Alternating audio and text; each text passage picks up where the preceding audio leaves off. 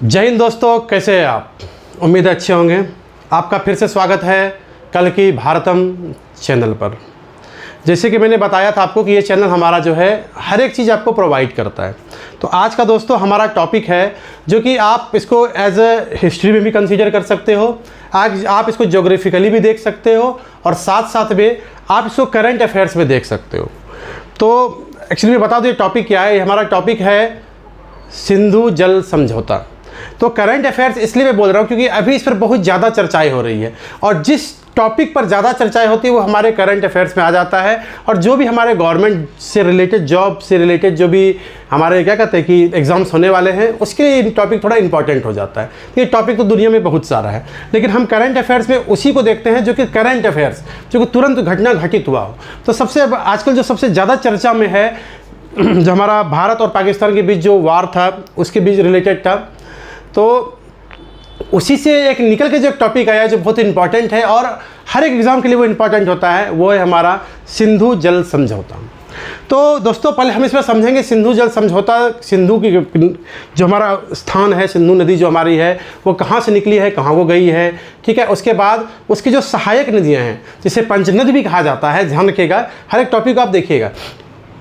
सिंधु का एक अपनी मेन नदी है, उसमें जाकर के और एक्स्ट्रा 5 नदियाँ मिलती हैं। अब जो ये 5 नदियाँ मिलती है इसलिए इसको इस 5 नदियों को क्या बोला जाता है? पंचनद बोला जाता है। ऑब्जेक्टिव के लिए इंपॉर्टेंट हो जाता है। ये हमारा टॉपिक आ गया। तो सबसे पहले हम जानते हैं कि सिंधु जो हमारा जो है, सिंधु नदी आप वैसे मैं डायग्राम में आपको दिखा सकता हूँ। देखिए यहाँ से निकली है, यहाँ से निकली मतलब ये वोकरचू से होकर के निकलती है जो तिब्बत में है। तिब्बत है जिसे अभी चाइना ने ऑक्युपाई कर लिया है। तो ये वोकरचू से निकलती है और ये चीज़ें जो है देखिए आप देख सकते हैं इस चीज़ों को, ये पास होते होते होते होते होते जाकर के फिर ये क्या होती है कि तिब्बत हो गया, तिब्बत से फिर ये लद्दाख में पहुंचती है, लद्दाख से फिर ये JNK में पहुंचती है, गिलगिट होते हुए भारत से पाकिस्तान में, उसके बाद कराची के पास ये अरब सागर में मिल जाती है। किस में मिलती है? ये अरब सागर में, ध्यान रखना इस बात का। और इसका जो कहाँ से निकली है ये निकली है तिब्बत से। तो इस चीज़ पर ध्यान रखना है जो कि वोकरचू से निकली है, तिब्बत से निकली है। ये लद्दाख से निकलती है, JNK होते हुए फिर गिलगिट के थ्रू से भारत से पाकिस्तान में और फिर पाकिस्तान में बहते हुए कराची से फिर वो अरब सागर में चली जाती है। तो कहाँ से निकली है? वो तिब्बत से और जाती कहाँ है? अरब सागर में। अब देखिएगा दूसरी बात कि आप ये देख सकते हैं, अगर मैं डायग्राम के थ्रू जाऊँ तो आप देख सकते हैं कि यहाँ पर जो दिखे, यहाँ से इसका उद्गम स्थल है, यहाँ से निकलते हुए आप इसकी लंबाई देख सकते हैं। इसकी लंबाई लगभग 11,65,000 किलोमीटर है। लंबाई कितनी होती है इसकी? 11,65,000। तो आप देख, जैसे डायग्राम में आप देख सकते हैं, कुछ पार्ट ये इंडिया में है, उसके बाद कुछ पार्ट जो है वो पाकिस्तान में है। तो इंडिया में लगभग 3,21,289 3,21,289 किलोमीटर ये इंडिया के अंदर है। बाकी जो पार्ट है वो बाहर, इंडिया से बाहर है। तो ठीक है, क्या क्या हमारा टॉपिक हो गया इसमें? कहाँ से निकलती है, इसकी लंबाई क्या है, और वो इसकी जो सहायक नदियाँ हैं उसकी सहायक नदियों में आ जाती है सतलुज, ब्यास, रावी, चिनाब, झेलम और ये खुद अपना एक जो है हमारा मेन सिंधु नदी है। तो अब देखिए क्या हुआ यूँ कि जब इंडिया को इंडिपेंडेंट घोषित किया गया तो अब उस 1947 में, तो उसके बाद क्या हो गया कि स्टार्टिंग में क्या होता है ना कि जब हम क्षेत्रों का बंटवारा करते हैं तो पहले हम ज़मीन का बंटवारा कर लेते हैं, उसके बाद आने वाले प्रॉब्लम्स को देखते डिस्कस करते हैं। तो आने वाले प्रॉब्लम में क्या देखा गया कि जो पानी का जो बंटवारा था ये लड़ाई का बहुत बड़ा कारण बन गया। पाकिस्तान और हिंदुस्तान के बीच लड़ाई का बहुत बड़ा कारण बन गया। तो अब उससे बचने के लिए क्या किया गया? तब जो है एक जल समझौता किया गया। तो ये बात ये है कि जल समझौता कब हुआ और किसने किसने किया। तो ऑब्वियस सी बात है, जब जल समझौता हुआ तो देखिएगा जल समझौता में 3 टीम प्ले कर रही थी। पहला जो कि हमारा इंडिया, दूसरा पाकिस्तान, एक इंडिया जहाँ से निकल रही थी जनरली, और दूसरा पाकिस्तान, और तीसरा इसमें जो है चूँकि इस दोनों के बीच बार बार लड़ाई हो रही थी, उससे बचने के लिए तब इसमें वर्ल्ड बैंक इन्वॉल्व हुआ। अब वर्ल्ड बैंक क्यों इन्वॉल्व हुआ? सोचने वाली बात है। हमारा और कोई देश, बड़ी बड़ी कंट्री जो उसमें था वो भी इन्वॉल्व हो सकता था। वर्ल्ड बैंक क्या हुआ? देखिए उस समय क्या था, जैसे कि पैसे की उस समय दिक्कत थी, तो पैसे की दिक्कत होने के कारण अब देखिए जल को आप कंट्रोल कैसे कर सकते हैं? ऐसा नहीं कि नदी निकाला और मोड़ दिया, ऐसा नहीं हो सकता। उसके लिए क्या करता है, आपको डैम बनाना पड़ता है। डैम के लिए उसके लिए पैसा चाहिए, और पैसा वो कौन देगा? तो उस समय चूँकि हमारे जो भी क्या कहते हैं कि पश्चिम साइड के देश थे, वो सारे एक रिच कंट्री के फॉर्म में थे। तो उस कंडीशन में उन्होंने जो बनाया था यूएन के थ्रू, जो एक वर्ल्ड बैंक बनाया था, जिससे क्या होता था हमारा लोन वगैरह भी होता है, ये चीज़ें अभी भी हो रही है। तो लोन वगैरह जो भी चीज़ें ली जाती थी, तो इसमें वर्ल्ड बैंक भी इन्वॉल्व हुआ ताकि वो देशों को पैसा दे और उस पर क्या करे कि उससे लड़ाई ना हो और वो अपना अपना ढंग से डैम बना करके उसको जो है क्या कहते हैं सॉल्यूशन उसका निकाले। तो देखिएगा, इसमें मैंने फिर बताया कि जो हमारा इंडस है, यानी जिसको हम लोग कहते हैं कि सिंधु नदी इसको कहते हैं, सिंधु नदी की जो क्या हुआ कि इसमें 6 नदियों को लिया गया। एक लिया गया हमारा सतलुज, ब्यास, रावी, चिनाब, झेलम और उसके मेन हमारा क्या था सिंधु नदी। तो अब क्या हो गया, इसको 2 पार्ट में बांटा गया। एक बांटा गया हमारा जो कि ईस्ट में होता था, जिसको हम लोग कहते थे पूर्वी नदी। अब आप देख लीजिए, पूर्वी नदी में हमारे अंदर आती है सतलज, ब्यास और रावी।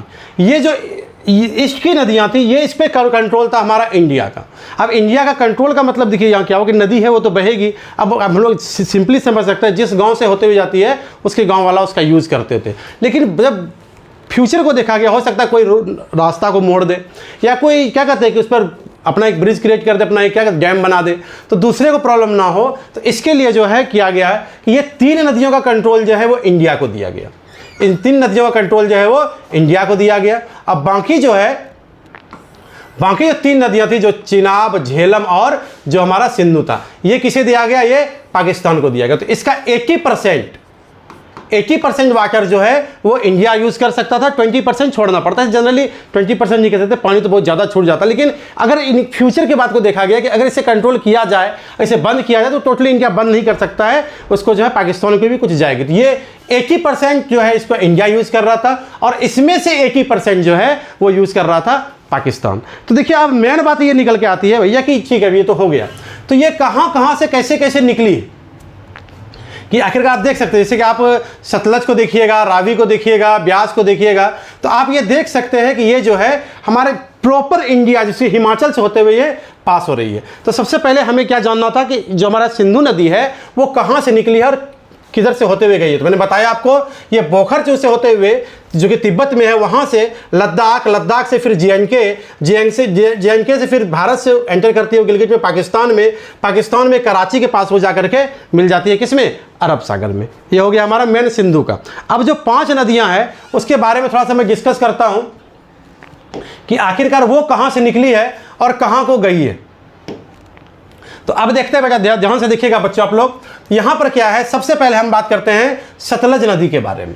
अब जब सतलज नदी के बारे में बात करते हैं, देखिएगा ध्यान से, ये निकली कहाँ से है, इसे ये हिमाचल से निकली है और हिमाचल से होते हुए ये पंजाब में, और फिर पंजाब से होते हुए चिनाब में, देखिएगा ध्यान से, फिर चिनाब से होते, देखिए मैं जो चिनाब नदी है, ये चिनाब से होते हुए फिर जाकर ये कहाँ मिलती है, ये सिंधु नदी मिल जाती है। ठीक है, ये हमारा सतलज का बात था। सतलज जो निकला है ये है राक्षस ताल, जिसको राक्षसों का ताल कहा जाता था, है ना। उस समय ये सब ज़्यादा परसेप्शन था कि राक्षस, भूत, बैताल, ये सारी चीज़ें माना जाता था। ये राक्षस ताल से निकला है और राक्षस ताल से निकला है, ये होते हुए किस में जाती है, ध्यान से, क्या सतलज कहाँ से होते हुए, सतलज नदी जो जाती है वो हिमाचल से पंजाब में, और पंजाब से होते हुए फिर चिनाब में, और चिनाब से होते हुए फिर जो है वो सिंधु नदी में जाकर के मिलती है। ये हो गया हमारा किसका बात, ये हो गया हमारा सतलज का बात। उसके बाद आती है ब्यास की।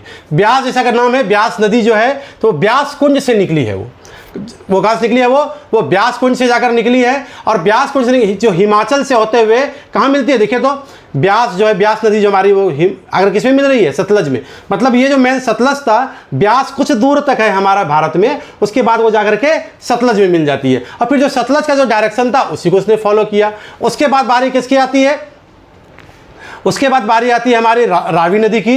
रावी नदी जो हमारा है बच्चों, वो रावी नदी जो है जो हिमाचल से निकलती है और फिर जाकर के वो रावी जो है जाकर के वो चिनाब में मिल जाती है। तो रावी जाकर के वो सहायक नदी बन जाती है किसकी, चिनाब की। प्लीज़ ध्यान दीजिएगा, यानी चिनाब को जो है मेन कंसीडर किया गया है। और ये चिनाब जो है, अब चिनाब के बारे में अगर बात करें जिसको हम दे लेते हैं, तो चिनाब नदी जो है वो लाहौल स्पीति से, चिनाब नदी जो है वो लाहौल स्पीति से निकलती है और उसके बाद जो है वो क्या कहते हैं कि लाहौल स्पीति से निकली और उसके बाद वो जे.एन.के, क्या कहते हैं, हिमाचल, ये सब होते हुए जाकर के वो क्या किस में मिलती है जाकर के वो फिर सिंधु मिल जाती है। तो सबका उद्गम स्थल, ये इंपॉर्टेंट क्वेश्चन हो सकता है आप लोगों के लिए कि वो कहाँ से निकली है और किस में जाकर के मिली है, तो प्लीज़ इस पर थोड़ा ध्यान दीजिएगा। उसके बाद बारी आती है किसकी, उसके बाद बारी आती है, हमने किस पे डिस्कस कर लिया, हम लोगों ने सतलज का डिस्कस कर लिया, ब्यास का डिस्कस कर लिया, और जो है क्या कहते हैं कि चेनाब का डिस्कस कर लिया। अब बारी आती है झेलम की। तो अगर हम झेलम के देखें तो ये क्या होता है, ये J&K से निकलती है, और J&K से निकलती है झेलम, और जा करके जो है फिर वो चिनाब में मिलती है, और चिनाब से होते हुए फिर वो किस में मिल जाती है, सिंधु नदी में जाकर के मिल जाती है। ये हो गया हमारा झेलम की बात हो गई। उसके बाद फिर जो एक हमारा क्या था, सतलज था, उसके बाद ब्यास, उसके बाद रावी, जो ये सारा जो था ये हमारा कंट्रोल में था। किसके, ये हमारा कंट्रोल में था इंडिया के। अब जो बाकी 3 नदियाँ थी, चिनाब, झेलम और सिंधु के बारे में, तो चिनाब और झेलम के बारे में मैंने आपको बताया, और सिंधु के बारे में आपको पहले ही बता चुका हूँ। तो देखिए सबसे बड़ा इंपॉर्टेंट जो इसमें क्वेश्चंस आता है कि वो नदी कहाँ से निकली है, कहाँ को गई है, वो किसकी सहायक नदी है, या उसकी जो सहायक नदी है वो क्या है, इस पर देखना है। और उसके बाद इस पर जो सबसे अच्छा क्वेश्चन बनने वाला है वो है इस पर कौन कौन से बांध बनाए गए हैं। तो अगर हम बांध के बारे में चर्चा करें तो सबसे पहले हम बात करते हैं चिनाब पर कौन सी बांध बनाई गई है। चिनाब पर जो बांध बनाई गई है वो है बगलिहार बांध, जो जम्मू एंड कश्मीर में है। बगलिहार बांध, ध्यान रखिएगा, बगलिहार बांध जो कहाँ है, J&K में है। ये हमारा हो गया चिनाब पर। दूसरा चिनाब पर एक और बांध है, वो है हमारा सलाद बांध, जो कि पाकिस्तान को, जहाँ से पाकिस्तान को पानी छोड़ा जाता है। क्या था हमारा, सलाद बांध। उसके बाद जो है चिनाब पर और भी है, जैसे कि दुलहस्ती बांध है, ठीक है, जो बनाया जा रहा है, और बहुत सारे ना बांध इसमें बनाया जा रहा है। तो जो फिलहाल जो हमारा काम कर रहे हैं मैं उसके बारे में बात करता हूँ। जैसे क्या है, पाकलदुल एक बांध है जो अभी अंडर कंस्ट्रक्शन है, जो बहुत ही ज़बरदस्त है, उससे पूरी तरह से पानी, 100% पानी हम चाहें तो उसको रोक सकते हैं। उसके बाद अगर बात करें किशनगंगा बांध, तो किशनगंगा बांध जो है वो झेलम पर बनाया गया है। देखिएगा किशनगंगा का बांध जो बनाया गया है वो आजकल ये बहुत ज़्यादा चर्चा में है ये बांध, इसलिए ध्यान में रखिएगा। किशनगंगा बांध जो है वो कहाँ बनाया गया है, वो झेलम में बनाया गया है। उसके बाद और कुछ जो हमारी जो है क्या कहते हैं कि बांध जो है वो हमारा अंडर कंस्ट्रक्शन है, जैसे हम पानी को अच्छी तरह से कंट्रोल कर सकते हैं। तो बात ये आई कि चलिए ये सर आपने डिस्कस देख लिया कि कहाँ से निकली है, कहाँ से चला है, ठीक है। उसके बाद हम देखते हैं कि आखिरकार ये इसकी ज़रूरत क्यों पड़ी और ये कब हुआ और किसके द्वारा किया गया। तो वर्ल्ड बैंक ने इसमें क्या किया, इन्वॉल्वमेंट लिया इसका, और उसने फिर क्या किया, लगभग 1960 में 19 तारीख 9वां महीना और 1960 में ईस्वी में इंडिया और पाक के बीच ये हुआ। तो इसमें जो मेन जो आदमी थे उसमें कौन थे, तो इंडिया की तरफ से थे हमारे पंडित नेहरू, जो हमारे उसमें पीएम थे, और वहीं पर जो है वहाँ के प्रेसिडेंट आयूब खान।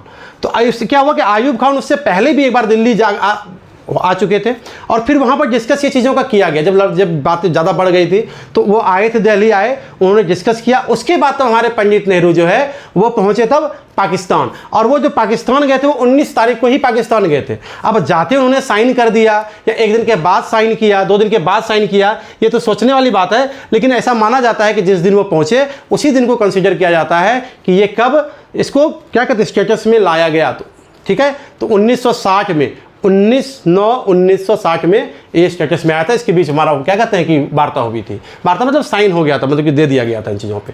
तो आपने देख लिया ये जो हमारा था सिंधु घाटी जो जल समझौता है, सिंधु जल समझौता, उसके ऊपर जो है क्या क्या बातें भी, उसके सहायक नदियाँ वो कहाँ से निकली, ठीक है, उसकी क्या कहते हैं कहाँ पर जाकर को मिलती है, किससे मिलती है, कहाँ पर गिरती है, तो ध्यान में रखना इस चीज़ को। तो मुझे लगता है ये वीडियो आपको पसंद आया होगा। अगर पसंद आया होगा तो प्लीज़ इसको शेयर करें। तत्काल के लिए इतना ही, धन्यवाद।